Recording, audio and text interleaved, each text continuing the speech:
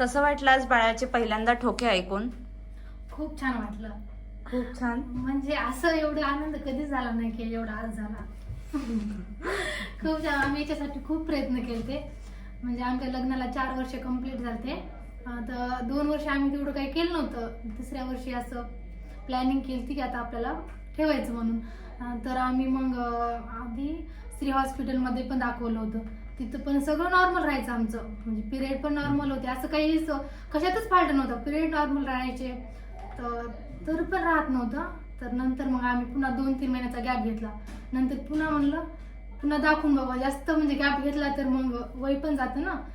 त्याच्यामुळे नंतर आम्ही मग आय हॉस्पिटल आहे तिथं देशमुख मॅडमचं, त्यांच्याकडे पण 8 महिने कोर्स केला.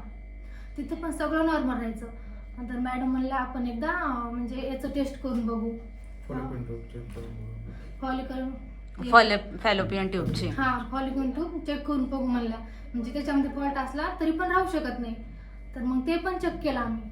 म्हणजे लेप्रोस्कोपी झाली माझी. त्याच्यामध्ये पण काहीच प्रॉब्लेम निघाला नाही. नंतर मग आम्ही इंडोरला ते केल्याच्यानंतर किती 8 महिने कोर्स केला. हिस्टेरोलॅप्रोस्कोपी केलं.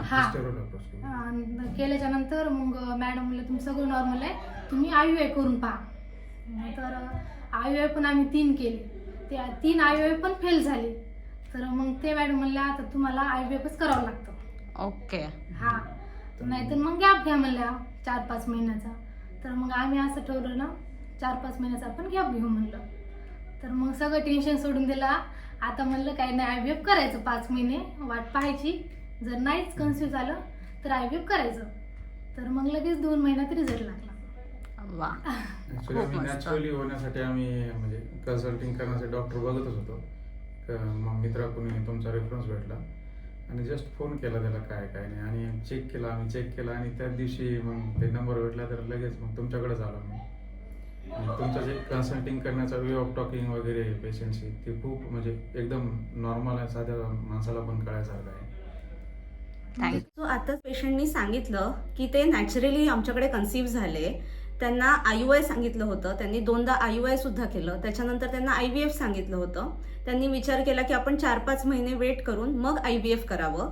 आणि त्याच दरम्यान ते असा डॉक्टर शोधत होते जे त्यांना नॅचरली प्रेग्नंट करू शकेल. तर ते आमच्याकडे आले आणि त्यांना एक मायनर किरकोळ प्रॉब्लेम होता की त्यांच्या गर्भपिशवीमध्ये इन्फेक्शन होतं. पण तो प्रॉब्लेम कोणीच ॲड्रेस केला नाही. आम्ही त्याच्यावर ट्रीटमेंट दिली आणि ते आमच्याकडे नॅचरली कन्सीव्ह झाले, जसं त्यांनी आता व्हिडिओमध्ये सांगितलं.